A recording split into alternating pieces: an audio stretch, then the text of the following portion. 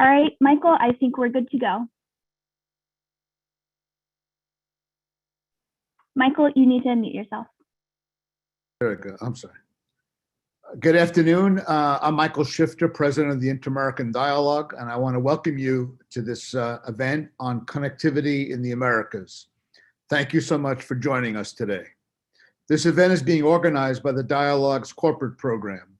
I want to thank all the corporate members who are attending today and for their support of our events and publications, such as the Daily Latin America Advisor.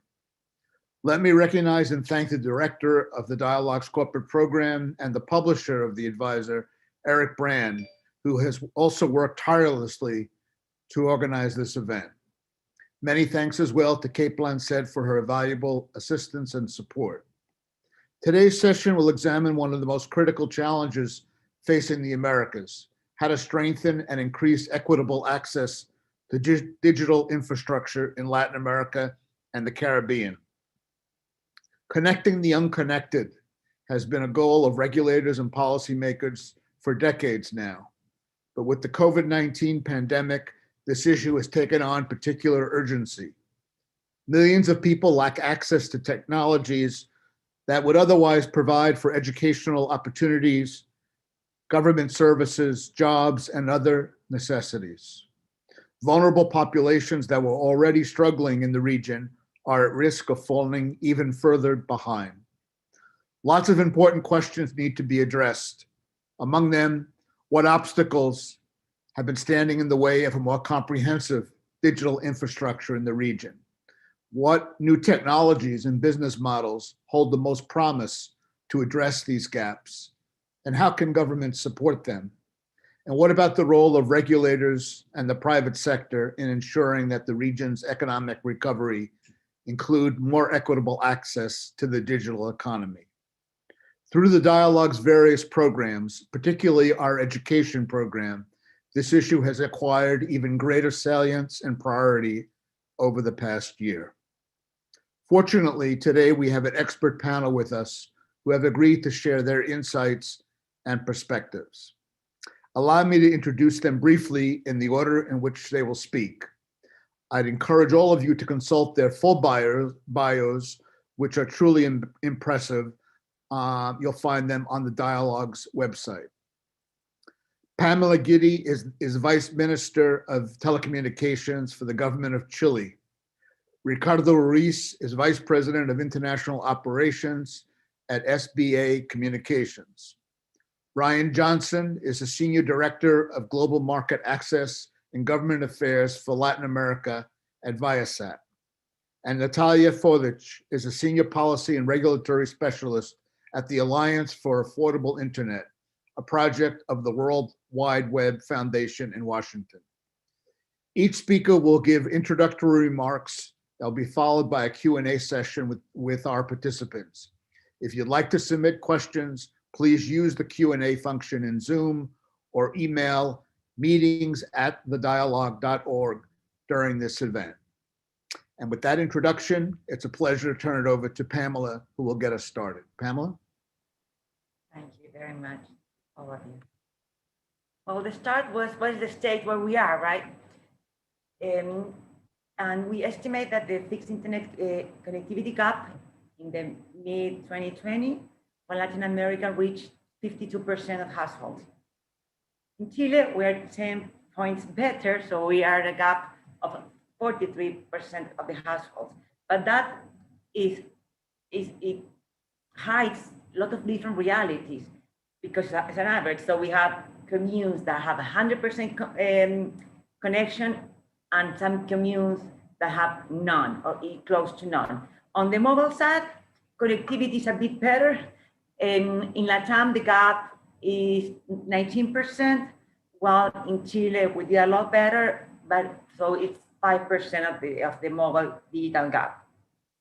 But as you said, the pandemic shows that mobile connectivity is not enough. To improve this, government and the private sectors must do the effort to work together to close the digital gap.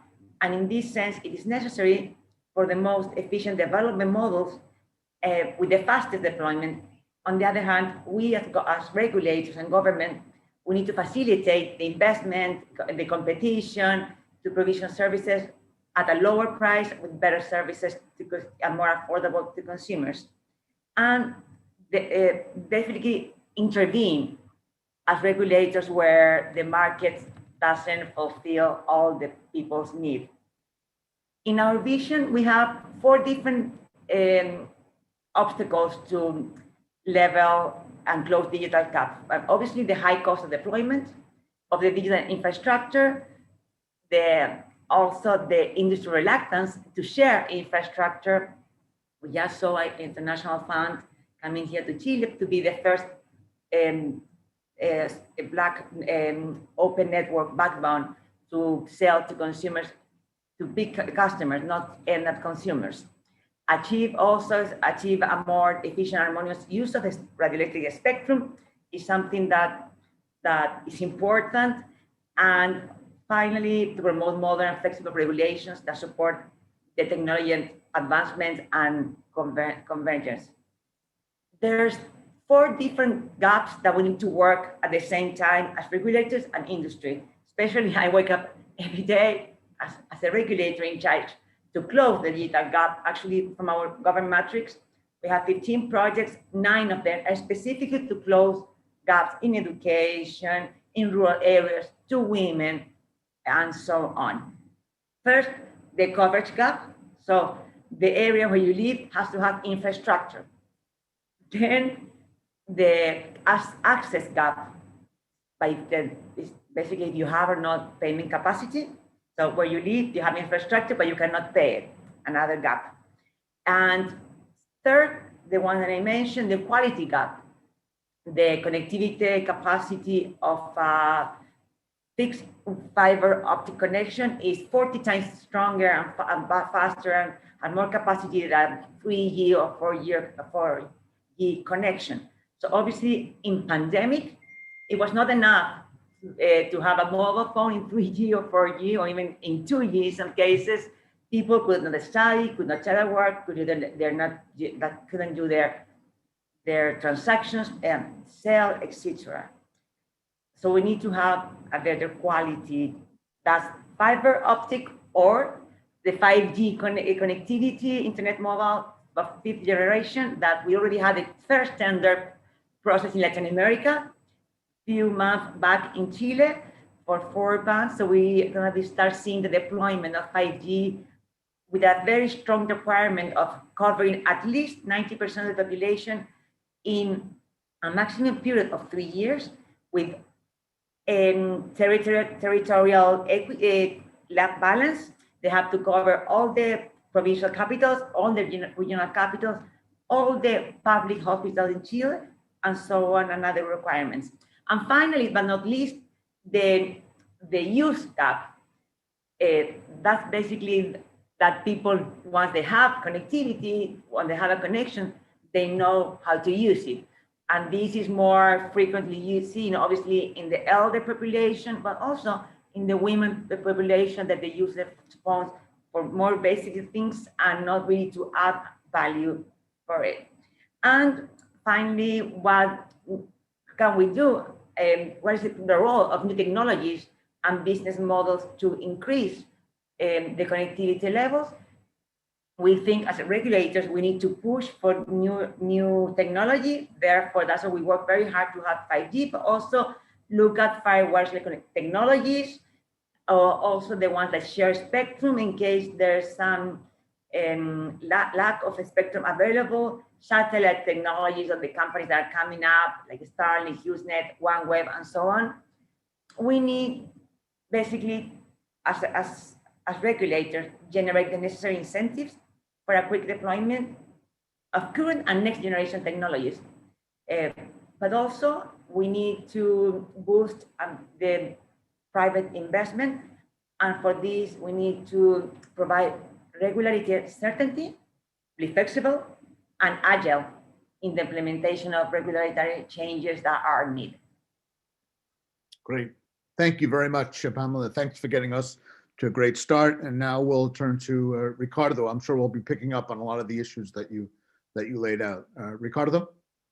Thank you, Michael, and thank you for the dialogue and the other panelists for letting me share this panel with you guys. So really appreciate that. Just to tell you a little bit more about SBA, we are in the tower industry. We are a publicly traded company. Our market capitalization is a little bit more than $31 billion right now. We have roughly 33,000 sites in Americas and Africa. We are in 14 markets, including South Africa. 11 of those are in Latin America. So, and obviously it's a high priority for SBA to be part of these forums and panels and be in contact communication with these entities and the regulators to make sure that the ecosystem where we are deploying infrastructure, it is accurate and it gets better, basically, to reduce the digital bridge, the connectivity. Basically, we have a big opportunity in front of us to reduce that digital gap. Our numbers reflect that around 300 million people in Latin America are still not connected to the internet, which is a lot. A lot of these people are in less privileged communities or communities in the countries. And that's a big challenge to bring communications and deploy infrastructure in those places. With the pandemic, we also know that between 25 and 40%, there was a 25 or 40% increase in traffic for mobile operators. So that is requiring a lot of more infrastructure to be deployed, especially this traffic is coming from the main cities at the different countries. And it is deviating, in my opinion, a little bit the attention about the other part of the countries, what we call digital deserts, where it's a little bit more challenging to deploy the infrastructure. There is an economic, obviously, condition for the mobile network operators to deploy infrastructure in those communities, because obviously they need to make money and recuperate the investment while they are deploying the infrastructure. So that's where we find a niche where we can provide efficiencies on deploying capital in those communities. And I can give you a couple of examples. If you take, for instance, Costa Rica, by the middle of 2004, 2005, the market became open and it relied heavily on network infrastructure deployment quickly to enable the connectivity in this market. And tower industry and basically had a key role to make sure that those locations were available for the different MNOs in the country, internet companies, to provide and connect the country. So I think that's a very good case, and I think Costa Rica did a very good job putting together a regulation there. So it's impulsing to have infrastructure sharing and eco-friendly environment for the infrastructure as well. I think another good example, and Pamela just touched base on that, is Chile. This is one of our favorite countries to deal with the regulator. Is very clear, and I think they accomplished to have all the municipalities involved in this regulation. They called also for opinion on the tower industry. There is a lot of players in the tower industry in Chile, as well as the network operators. And I think this is another case where it is very easy to understand what are the rules to deploy infrastructure. And obviously Chile is ahead, also making sure that there are efficiencies and infrastructure sharing, which is something that we are impulsing as well. Also in Nicaragua, talking about these digital deserts, we had success deploying infrastructure in very rural areas where we partner with the MNOs and deploy infrastructure in the Pacific of the country. We deploy extra capital because in these locations, electricity is not available as in the other cities, or it is not reliable, the electricity. So that's another challenge that we have faced in our experience. So we deploy a little extra capital and work together a deal with the private investment and also with the mobile operators to deploy infrastructure there. Obviously, we are impulsing to have infrastructure sharing and have the MNOs and internet companies to leverage on the existing infrastructure and make sure that they capitalize on that. For us, it's very important to have this approach with a dialogue with the regulators because we want to have an ecosystem where the regulations in the different countries are evolving to make sure that the rules are clear for the spectrum allocation, for the infrastructure deployment. We want to make sure that we are present there and being able to influence those regulations with the different actors. And I think it calls for an open dialogue. So everybody, the different parties at each market are able to discuss these regulations and replicate good practices like the ones that I mentioned before, and make sure that those efficiencies are capitalized at the different markets. As I mentioned, we want to contribute to this economy and efficiencies. We want to make sure that the deployment of infrastructure is environmental friendly. Obviously, the infrastructure can be shared. There is no need to replicate the infrastructure. So having regulations to support that is very important for us.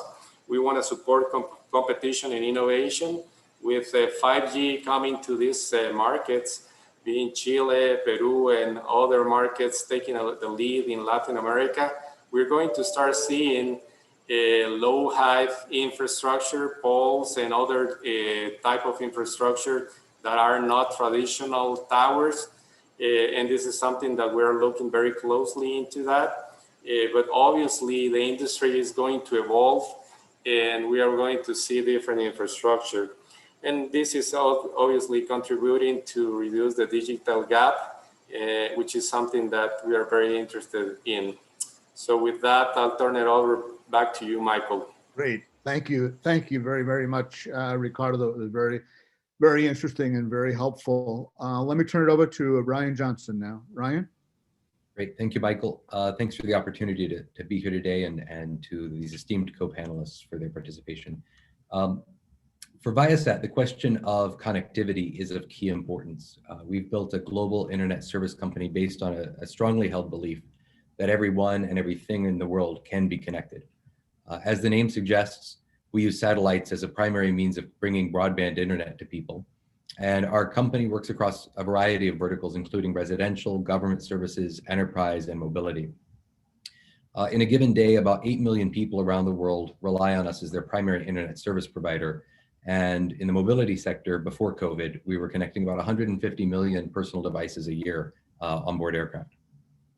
Across the Americas today, the availability of robust, affordable connectivity varies widely. Several types of digital divides persist. And as Pamela mentioned, the region has done better than almost anywhere on Earth in terms of bridging the gender digital divide. But there's still significant gaps between rural and urban populations and wealthier and poorer neighborhoods. A digital skills gap threatens to unequally distribute the gains of digital transformation that continues to roll out across the region. So solving these requires ensuring that there's good infrastructure for that kind of connectivity and a right mixture of technologies to participate in the market and to reach people with affordable broadband. We also believe that with innovative public policies, we can get the most value out of government programs and create an attractive investment environment. Affordability does remain the critical determinant for connectivity.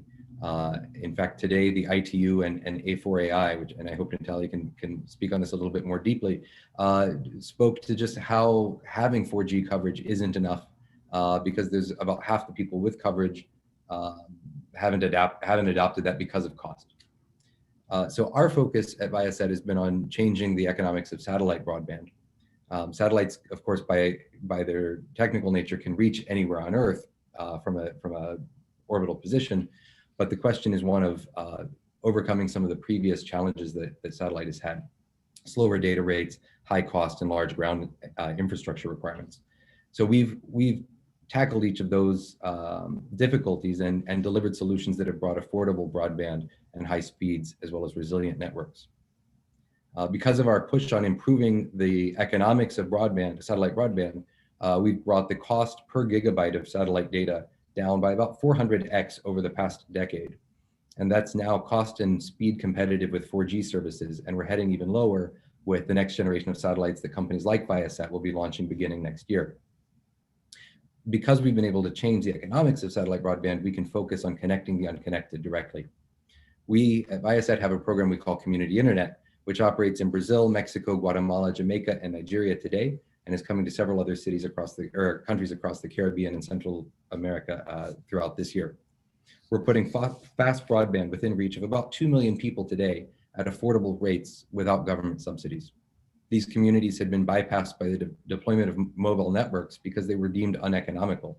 And so the internet was something that these people had to travel out of their villages to get. So today they're able to receive high-speed internet right where they live.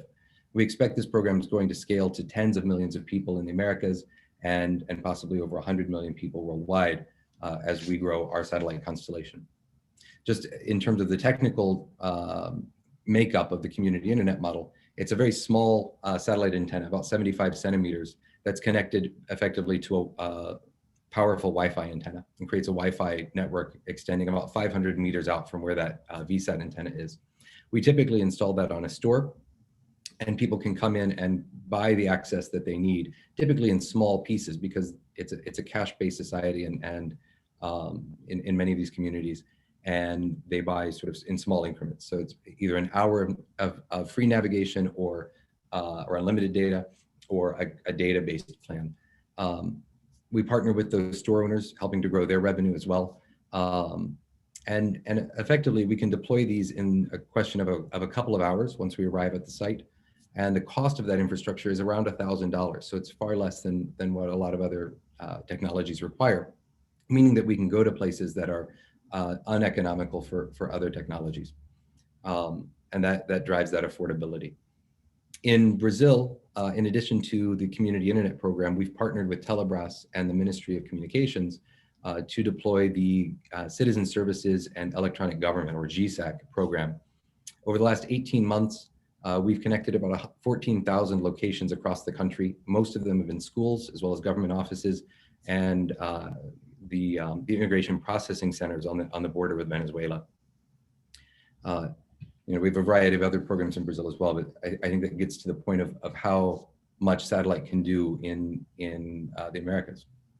During the COVID-19 pandemic, as mentioned before, we've seen huge increase in need for residential areas of cities that didn't necessarily have robust connectivity before. Suddenly, the fiber links that we're running through the central business district are nearly empty, and everyone's crowding onto their home networks. So clearly, for all network operators, that's increased. We've all seen an increase in residential subscriptions and stress on the networks. We've also been able to focus on ensuring that we keep workers connected, keep school children online, and helping medical professionals connect patients to care via telemedicine. We've partnered with a company called 19 Labs to deploy what they call a clinic in a box, which is effectively tablet and some diagnostic devices to rural areas across Mexico, Guatemala, and even tribal lands in the United States to make sure that people have access to healthcare wherever they are. I believe a new vision is really required to develop national broadband plans that can meet and overcome the digital divide, but that every stakeholder has an important role. Part of that includes determining what an adequate level of coverage and access really is. For example, 3 gigabytes of data might be sufficient to change people's lives if they have nothing at all, but is that going to be enough in the long term to ensure that they can take full advantage of the digital transformation? Meanwhile, our community internet model shows that there's millions of unconnected people who can be connected through lower cost infrastructure, but there will be some areas that are going to require government programs to get connected. The UN Broadband Commission has a goal of internet access costing about 2% of a person's income. I think that's not an unrealistic goal, but there's a lot of work left to be done to make that a reality. The one thing to keep in mind with all of those programs and with all of those models is that users' demand for data is growing very rapidly. People roughly double the number of gigabytes they consume every 3 years. So what works today in building out a network won't be sufficient next year. As operators network operators, we have to continually reinvest in our networks to grow them just to keep up with current demand. So connecting people isn't enough. We have to plan out the network and the programs that bring that connectivity to people to enable them to use more data year over year as they put more of their life online. This makes some regulatory considerations very important, ensuring that infrastructure can be quickly deployed, that licenses can be granted in a streamlined way, and that spectrum resources are stable in the long term so that we can foster infrastructure investment environments that are needed to bring more solutions to the market. And finally, we believe that national broadband plans need to include satellite and a variety of technologies. There's a variety of geographic and economic conditions facing the region, and so a mix of services and technologies need to be considered in a tech-neutral way for building out national broadband programs. Thank you very much. Thank you very much, Brian. That was really great. And final speaker is Natalia. Let me turn it over to her. Thank you, Michael. Well, first, we would like to thank you for the opportunity. Not only you, but also Eric and Caitlin. Thank you so much. I'm Natalia Fodic. I am working as a Senior Policy and Regulatory Specialist for A4AI, which is the world's broadest technology alliance. We work to drive the price of broadband down. And I'm really happy to hear, Ryan even mentioned our work that was released today on, with the ITU. I also have heard other colleagues talking about a lot of things we discussed on a daily basis. I'm super excited to hear that the government of Chile is aligned with what we see now as what we call meaningful connectivity. We'll just describe this in a second, but also curious to learn more about towers. I recently attended an event online in which they described that Europe has a love affair with towers, and also I'm really curious to learn more about the environmental aspects that he was mentioning, the sustainability, because we hear so much about ESG nowadays, and this is all, it's all interconnected, right? Just to give you an idea of what we are calling meaningful connectivity, it really relates to what Pamela was saying. We consider that a person only has a minimum connectivity if you can connect every day to the internet through an appropriate device with enough data, and that means unlimited data as a goal, and with a fast connection. And by fast connection, we have a baseline of 4G speeds. So we know that ideally, we want more than that, but because this is a worldwide target, so it's a worldwide target, we establish 4G as a minimal threshold for that fast connection. So for example, when Ryan mentioned that the community internet program has, packages with data. We want ideally all this offers to be unlimited in the future. Of course, now probably in the meantime, we still need to have different types of offers, but the goal should be unlimited data. So more, I will provide some information about the cost in the region and the connectivity status, but I will encourage you to check the document that was mentioned by Ryan that was just published today with the ITU. It's called Policy Brief on the Affordability of ICT Services to 2020, and it relates to all we are talking about here. We the target in terms of affordability that AFRI has developed and the UN, the Broadband Commission, has later adopted is what we call 1 for 2 affordability target. And 1 for 2 means that you can buy 1 gigabyte of mobile broadband for 2% or less of the gross national your income per capita. And so how is, I'm going to talk here about Latin American Caribbean countries, right? So some data that I'm going to talk about is not necessarily including North America, but Latin American Caribbean. In LAC, the average, we have 2.7% of average monthly income to buy 1 gigabyte. So this is only a little bit above 2%, which is the threshold, right, that I just described, the 1 for 2 threshold. However, this masks inequalities in the region, because if you analyze the bottom 40%, generally the bottom 60% of the country, but almost all countries in the region, the bottom 40% of income quintiles in the region are not meeting this target at all, which means that the bottom 40% of people in all these countries are paying a lot of money for their connectivity when they have access to connectivity, right?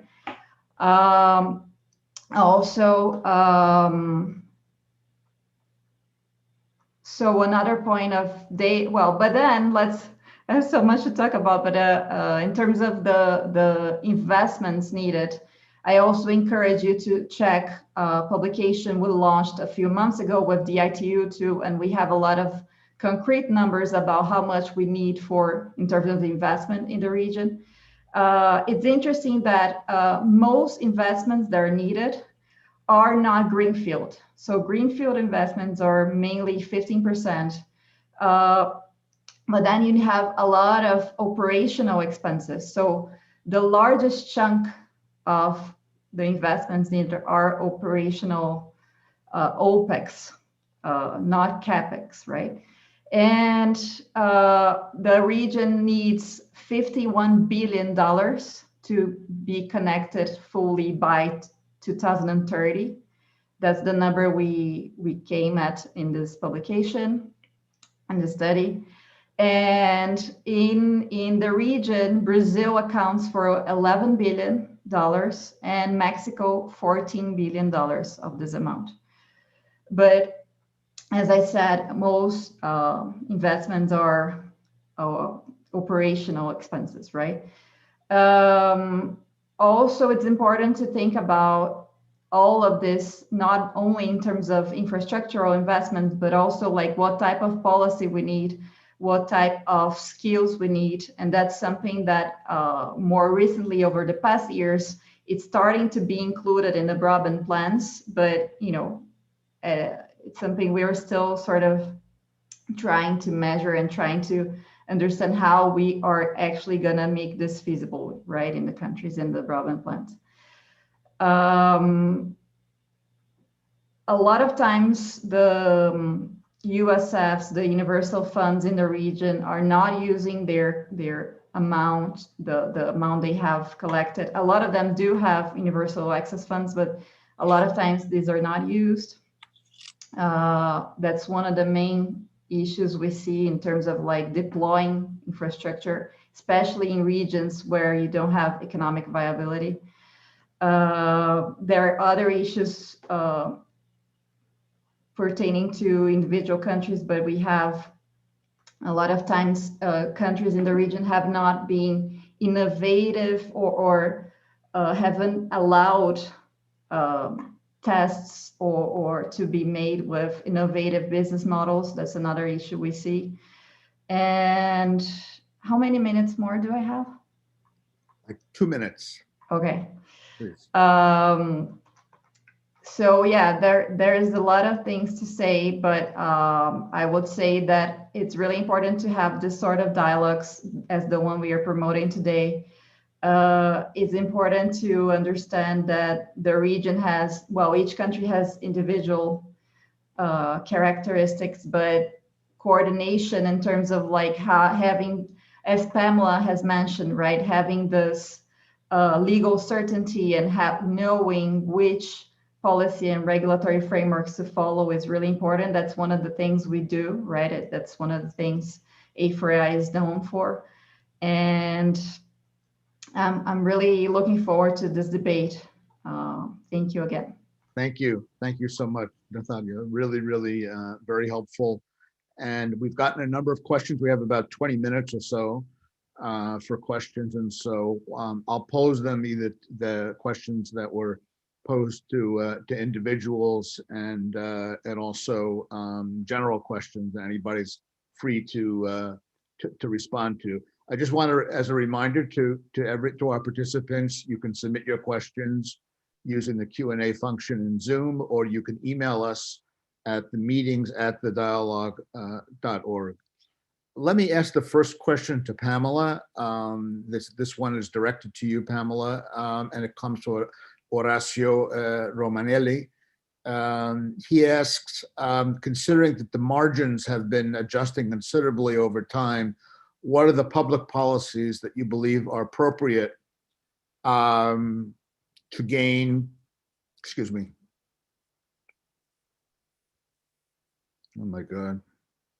Could I have, I may have made, now I can't, can you possibly? I have it.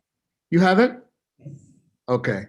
Yes, of course, the margins have been, as the gigabyte price is decreasing, obviously the margins have decreased. It's a good thing for consumers.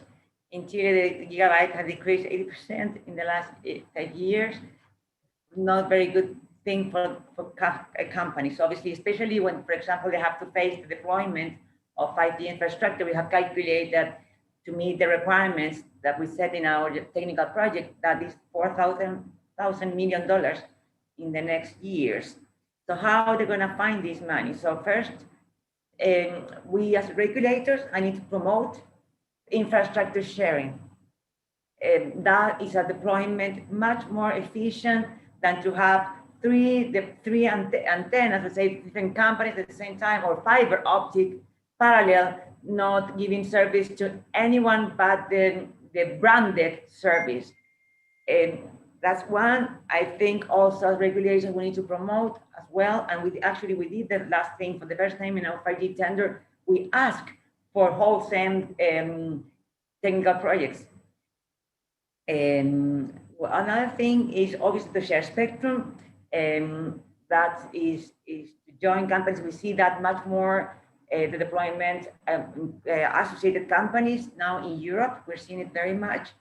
And also companies have to reinvent themselves because there's a lot of money in different, not that only in the infrastructure, but who use the infrastructure is basically making money out of the infrastructure.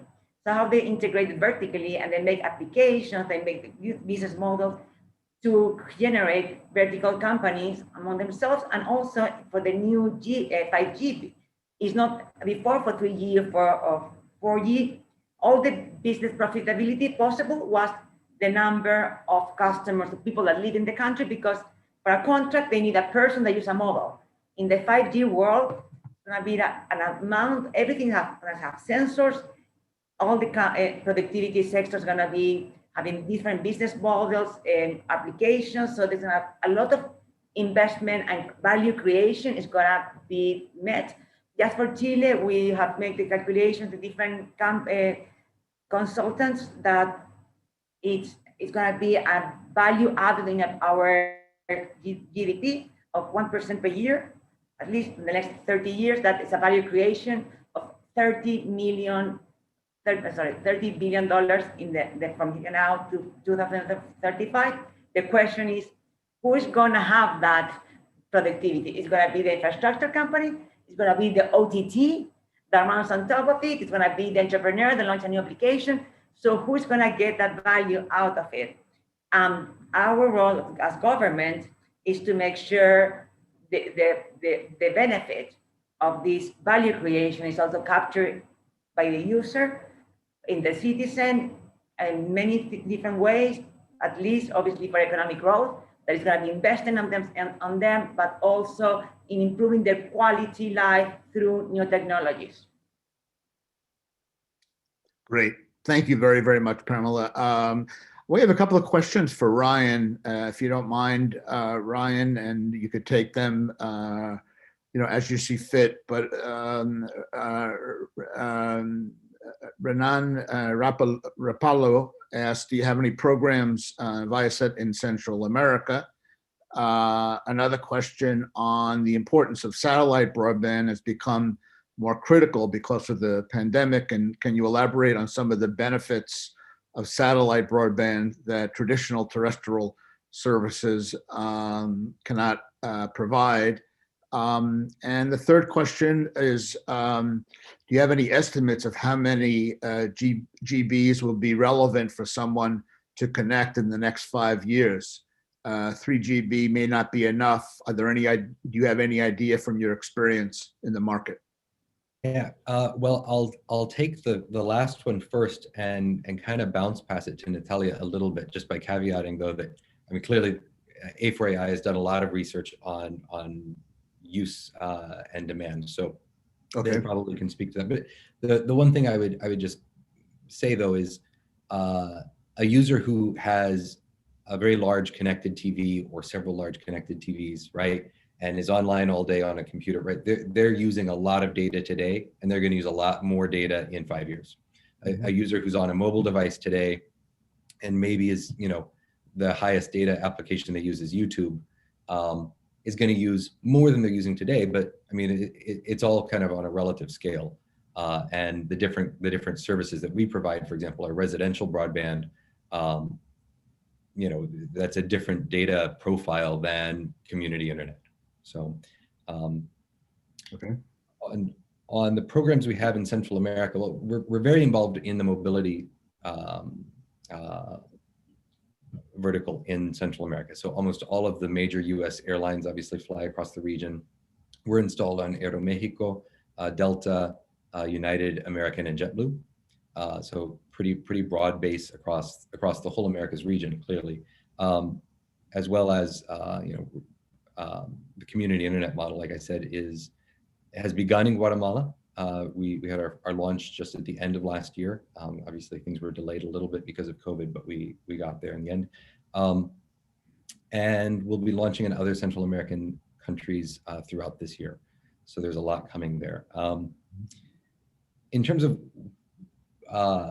the benefits of satellite broadband, yeah, I mean, I think there's several that kind of suggest themselves very quickly. The first is that geographic coverage. Our satellites are geosynchronous, so they cover effectively the entire Western Hemisphere concurrently. So we could install one single terminal in a country, and it's effectively the same marginal cost as installing thousands. The satellite itself obviously is a very, very expensive piece of investment, but once that's accounted for by the variety of locations we might be deployed in, we can have a smaller attack or a smaller approach to a market than what some other operators need. There's a cost component to that as well. As I mentioned, the infrastructure cost for us for the ground segment deployment is quite low on a per terminal basis. And we can approach communities that are quite small, either as a part of a larger city. I mean, we're installed in for example, some neighborhoods in Sao Paulo, which is obviously a massive city, as well as rural communities that have just been difficult to connect for a variety of economic and geographic regions. There's also an element of resilience, frankly, and we've done a lot of work across the Americas in disaster recovery. So in Brazil, when the Brumadinho Dam collapsed, we were the first in had our equipment on an actual helicopter that found an overturned car and set up the first command post for the incident response there. After Hurricane Dorian, we were the first connectivity that the government of the Bahamas had. And now after Hurricane Iota, we're continuing to support the government of Colombia in Providencia and San Andres Islands. So it takes a long time to rebuild terrestrial infrastructure to the levels of robustness needed for getting life back to normal. And so we step in and can deploy within hours after the hurricane or disaster strikes. So those are, I think, some of the key factors that Great. puts at an advantage. Great, thanks. And Natalia, do you have anything to add on the first question? Yeah, I agree with Ryan that is relative, right, to the consumption, but we do need, we are currently, we are doing this process right now and analyzing which the next target will be in terms of the amount of data. So we are doing that right now. And we do need, although that's always going to be relative and the amount of data, it's always going to be higher than the baseline level we choose, the threshold we choose. We do need to set that as a global target, right? Because if we don't have targets, then it's harder for policymakers to understand what is the threshold they need to achieve. So I would say that in the next 5-10 years, 10 gigabits, although we are still doing research to make this formal, I will say 10. Great. That's one of the numbers we are working with right now. Okay, thank you. Thank you very much. We have a question from Joyce Merces, who asks, which opportunities do you see for bilateral or multilateral cooperation in connectivity and digital inclusion at the government level? Anybody would like to take that one?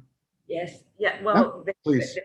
I can take it. But the first thing that surprised me when we came into as a vice minister was to know that we had 11 frontier passes that have no fiber optic.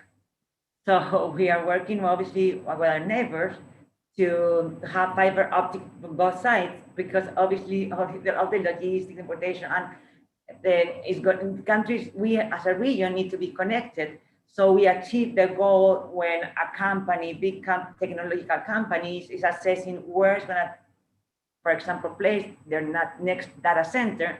Doesn't look at Chile as a country of 17 million people, but look at 500 million people, South American region, and can be served through that data center all the regions, or at least all the neighbors. That's why we have captured a lot of data centers announcements in the last year because of that policy. And also we are making the leadership to join us as a region again, to connect among ourselves, but also through Asia is the largest growing continent in technological markets. We need to be connected with the way to get there is always through various steps that makes very expensive. Those countries there are investing massively in our region, and they need to be connected digitally both ways. So we are trying to, we as a private investment, because it's a profitable business, we are trying to join our neighbors and everyone throughout the region that wants to join us. And again, we need to make us attractive so we compete for international investment as a region.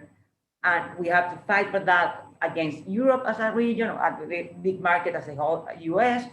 So we need to work together. We are working in different things with the help of International Bank to have a transnational signature that is valid. We are working with the ELAC in the government to integrate us also with other countries. We're working in the Andean Pacto Andino, also to achieve this. And so making, for example, when you move from one country now with Zoom, pandemic shows you can hire talent anywhere in the world. Doesn't matter. I am working with youth that are in the States now, the same way that I worked with administrative economy an hour ago with Zoom.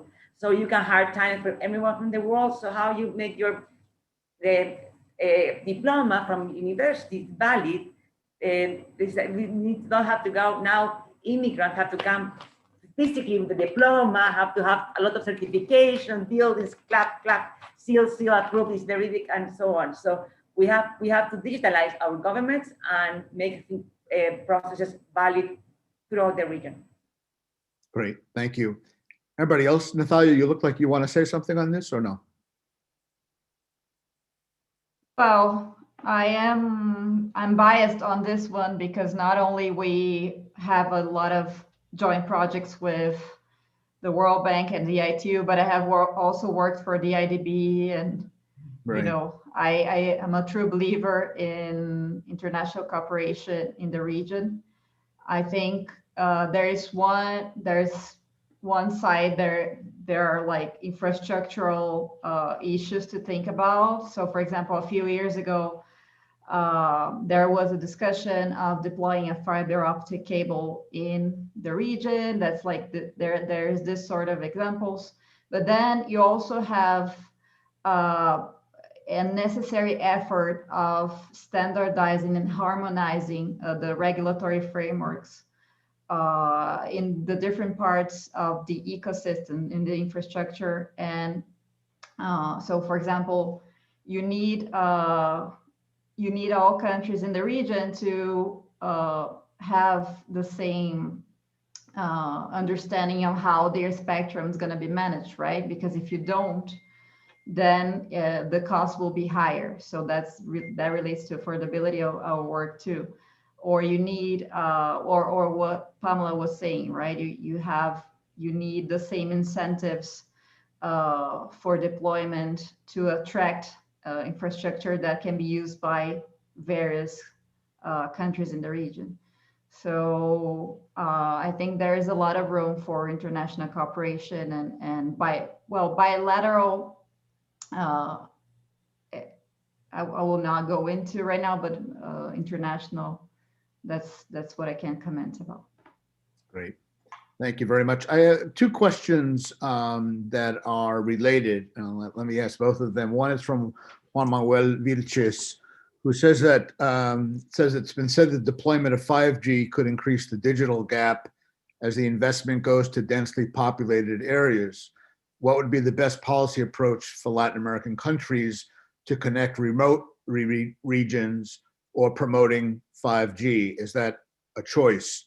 And in the same sense, Jorge Huerta is concerned about the lack of connectivity by young women and adults in the rural areas, which are not available. What are suggestions and ideas that you might have to deal with that, address that concern? Ricardo, do you want to have any thoughts on those, or? Absolutely, Michael. Yes. Thank you. I think in regards to the 5G deployment, our view is that Latin America won't be that different from what we are seeing in the US. 5G launch in the US in the main markets or main cities, they call it markets. And it's a reality that where there is more density of population, it's where the mobile network operators are going to start deploying the 5G. However, I think 4G is obviously not fully implemented in Latin America. So I think 5G in the main cities is going to be a project that will run in parallel with having 4G connectivity in the rural areas in Latin America too. Our estimates are that probably a little under 60% of the population doesn't have access to 4G in Latin America yet. So it seems like the effort has to be combined by launching 5G, but also bringing 4G connectivity to these rural locations. Mm-hmm. Obviously, and just to add on what Natalia and Ryan and Pamela were answering on the previous question, I think something that is very important to create conscience is on being efficient on the capital allocation, because if everybody is going to be replicating infrastructure, meaning fiber, meaning towers, it is going to be very challenging to succeed and bring more connectivity to these less privileged locations. I think by promoting the infrastructure sharing, we don't need to replicate the infrastructure. It's not a strategic asset anymore. So I think it is more about promoting and making sure that the infrastructure is shared, and then the network operators are going to be able to allocate their capital on bringing more base stations or antennas to those rural locations and be more effective, driven on customer service as well. Great, thank you. Anybody else want to talk about this? I don't know if Natalia maybe, or Pamela. I do. Pamela and then Also- Natalia. Pamela, Okay. Yeah, I thought I agree with what Ricardo said. 5G is not a technology that is made to close the digital gap. That's not the intention. Right? We have a metrics, government metrics of 15 projects in telecommunications. 9 of them are specifically focused in closing the digital gap. 5G is not one of them. Now, it also depends of the conditions where, as a government, you capture this 5G or you make the 5G tender process. We in Chile have a model that doesn't really it's not focused in the how much money comes to the treasury and is being invested in whatever the finance minister decides, and we give the spectrum to the company and they decide when and where deploy. We have a beauty contest model where in 3 of the 4 bands that we have a tender process, we make the requirement that at least 90% of the population was covered with 5G in maximum play time of 3 years. Depending on the band, we allow LTE, so 4G plus technology. The other ones we really enforce, like 3.5 gigahertz, we enforce 5G deployment and coverage of 90% of the population. But we also make sure we make some conditions, and we not only demand that to cover 90% of the population, but also to have consistency through Chile. And that means not only cover the big cities, but all the cities that are capital provinces, all the cities that are regional capitals, plus some ministries, some special locations, all the public hospitals in Chile, and also for the 700 band, we include a demand that we work with all the municipalities in Chile to locate 366 localities that have very low and new connectivity. And the company that won that spectrum is obliged to have LTE 4G plus connectivity in the maximum time of 18 months. And that's gonna benefit 500,000 people that live there, plus all the people that move with those places. So it depends. It's not a tool, a technology that's done to close digital gap, but we're working with the experts, and they're saying that next year we could see telephones of $100. In Chile, you sell the telephones, companies sell it at 24 quotas with no interest. So that would be $5 per month and for 2 years. So we think now we already have from all the 20 million people that have smartphones, already 18.5 is 4G. So we think we're gonna move in a reasonable time of 4 or 5 years when I have most of my vast majority of the smartphones users using 5G, because the price of technology is gonna make that happen. And also, I think that although because the price of gigabyte is decreasing dramatically, for the same price point, because we allowed a lot of, we are promoting competition. Competition that makes better services and lower prices. So the price of gigabytes is gonna decrease, and with the same plan, you're gonna have today in average we have with traffic and a fiber connection to home 400 gigabytes per month, in a mobile phone 3G 4G 14 15 gigabytes. In a 5G connection we have at least 3 or 4 times more per phone. So it's going to allow different things that today you cannot do with a phone. So it depends how you see it. Thank you. We've reached 2 o'clock, but I'm going to give Natalia the last word because I know she wants to weigh in on this issue, and then we'll close this session. Well, it was just that I was checking the data for penetration of 4G in the region is 42%. But also, I think that the question is a really important one. I think it's crucial to understand to what extent 5G is a hype and not. I mean, it's not really a hype, it's a reality. However, it's really important to understand that first of all, it's not going to be a thing in the sense that it's not going to change our lives that much in a while, because first it's just gonna it just means that you're gonna have faster speeds for now, but also the true deployment will take a little longer with the next phases of the 5G standard.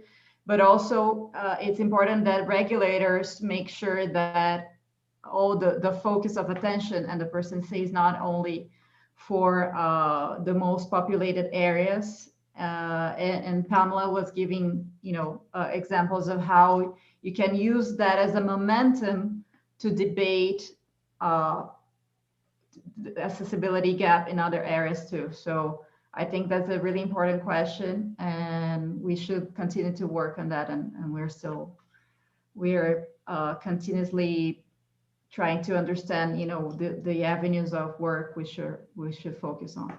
Thank you. Great, thank you. Well, this has really been, I'm sorry, our time is out, and I apologize to those who posed questions. We weren't able to get to all of them. This has been an extremely informative, interesting discussion on a critical issue that is only likely to become even more critical in the coming years. So I hope that we'll be able to do more of these events, and I want to give thanks to Natalia, Pamela, Ricardo, Ryan, for excellent comments and contributions to the discussion.